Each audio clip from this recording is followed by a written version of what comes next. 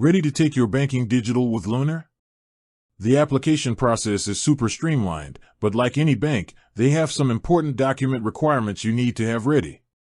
For a personal account, the core documents Lunar needs are focused on verifying your identity and residence, which can vary slightly by country, like Denmark or Sweden.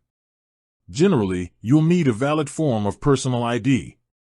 Think your passport, a driver's license, or a national identity card. You'll typically upload a clear photo of this during the in-app application. You also need to confirm your residential status.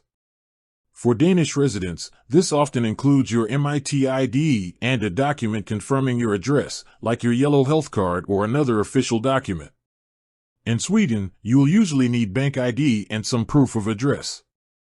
Lunar is an app-based bank, so the entire application happens right in their app.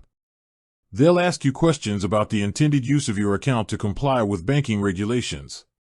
Sometimes, for due diligence, Lunar might request further documentation after your initial submission.